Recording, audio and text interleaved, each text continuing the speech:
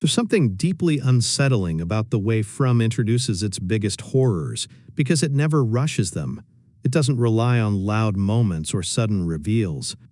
Instead, it lets things sit quietly in the background, almost invisible, until one day you realize they've been there the entire time, watching, waiting, shaping everything from the shadows.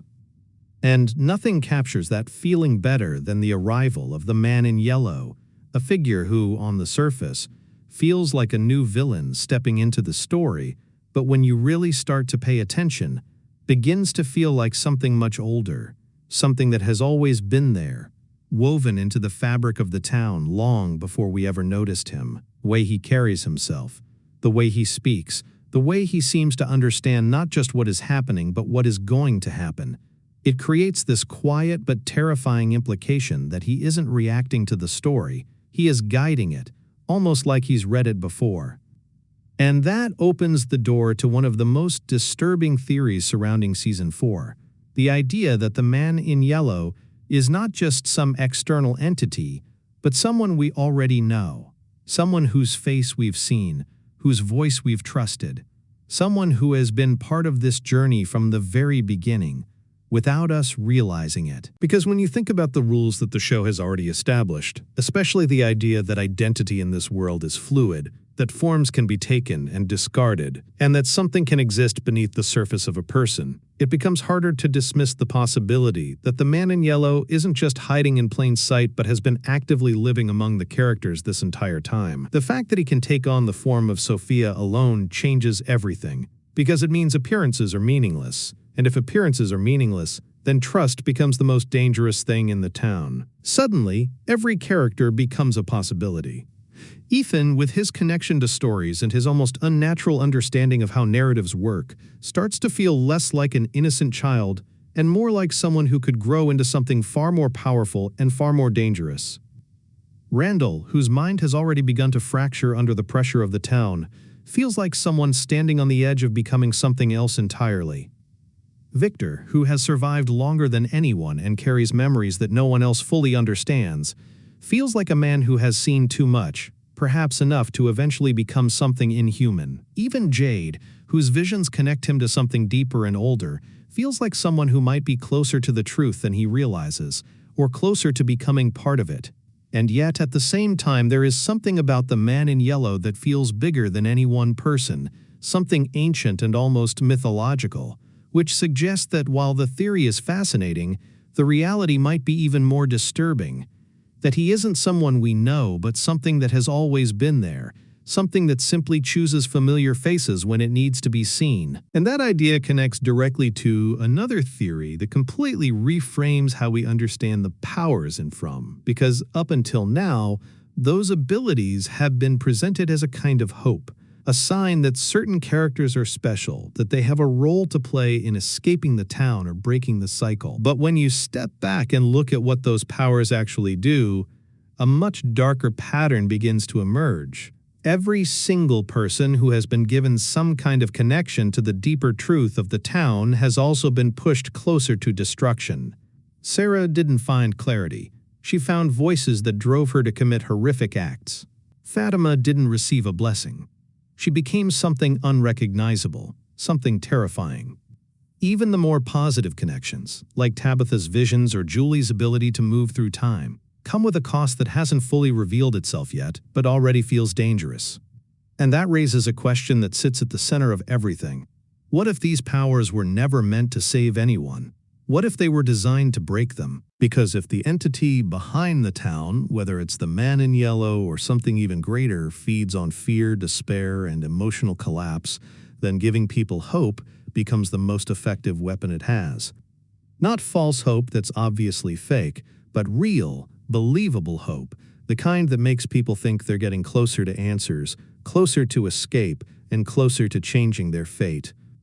And then, at the moment when that hope is strongest, it gets taken away. That pattern isn't random, it's deliberate, and once you see it, it becomes impossible to ignore. The lighthouse stops feeling like a place of salvation and starts feeling like part of the system. The dungeon stops feeling like a hidden secret and starts feeling like a mechanism designed to maintain the cycle.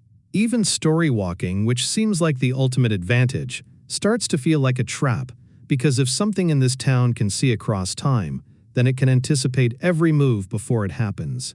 It doesn't just react to hope, it manufactures it, controls it, and ultimately destroys it. And that brings us to one of the most mind-bending theories in the entire show, the idea that time and from is not just broken, but looping in a way that creates its own cause and effect. The talismans are the perfect example of this, because they've always existed as one of the few reliable protections against the monsters, something solid in a world that constantly shifts and changes. But their origin has never been explained, and that absence feels intentional. Boyd finds them, uses them, and never questions where they came from in a meaningful way, which leaves a gap in the story that feels too important to ignore. And once you start thinking about how time works in this world, that gap starts to fill itself in a very unsettling way. What if the talismans were never created in the past? What if they were created in the future, by the very people who depend on them? It sounds impossible at first, but it actually fits perfectly with everything the show has been building. If characters like Julie can move through time, if visions can connect different cycles, if knowledge can exist outside of a linear timeline, then there is nothing stopping someone from taking what they've learned in the future and sending it back to the past. And if that happens, then the moment Boyd finds the talismans is no longer a discovery, it's a delivery, a moment that only exists because of something that hasn't happened yet, which creates a closed loop, a paradox, where the characters only survive because they already failed, because in some future timeline they didn't have what they needed, and in trying to fix that mistake, they ended up creating the very thing that allowed them to survive in the first place. It's a haunting idea, because it means that every small victory might actually be built on a much larger defeat that we haven't seen yet. That same sense of repetition and inevitability feeds directly into the growing belief that the characters themselves are not experiencing this story for the first time, that they have lived versions of these events before, under different names, in different lives, but always within the same cycle. The reveal that Tabitha and Jade are reincarnations of Miranda and Christopher wasn't just a twist, it was a clue, a glimpse into a much larger pattern that the show has only started to explore. Because if two characters are reincarnations, then it becomes much harder to argue that they're the only ones. And once you accept that possibility, everything begins to shift. Relationships feel heavier, as if they're carrying the weight of something that already happened. Conflicts feel more intense, as if they're echoes of past failures repeating themselves.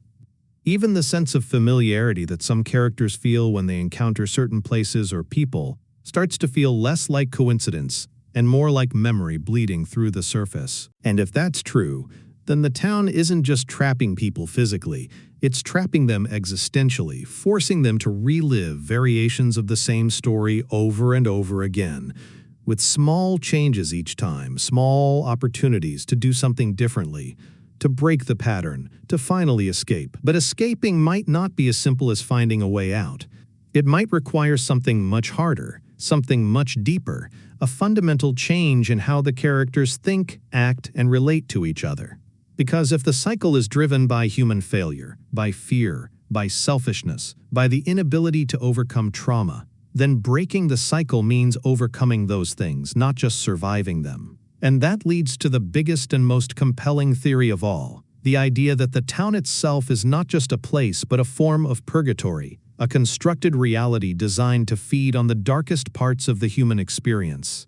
A place where fear is amplified, where guilt is weaponized, where despair becomes a resource. The monsters aren't just predators, they're part of the system, tools used to maintain a constant level of terror. The cycles of death and rebirth aren't just random, they're necessary, a way of keeping the emotional energy flowing, of ensuring that the suffering never truly ends. And at the center of it all is something that benefits from that suffering, something that needs it to continue existing. When you look at the show through that lens, everything starts to make sense. The deal made by the original townspeople, the sacrifice of children, the transformation into monsters, it all becomes part of a larger mechanism, one that was set in motion long before the current characters arrived and will continue long after unless something fundamentally changes. The idea that the residents are trapped in a loop of their own making, forced to confront the consequences of past actions over and over again, isn't just a plot device, it's a theme, a statement about how cycles of pain and trauma can persist across generations if they're not confronted and resolved. And that's what makes From so unsettling, because beneath the horror, beneath the mystery, beneath the supernatural elements, there is something deeply human at its core. The fear of being stuck. The fear of repeating mistakes. The fear that no matter how hard you try, you might never escape the patterns that define you.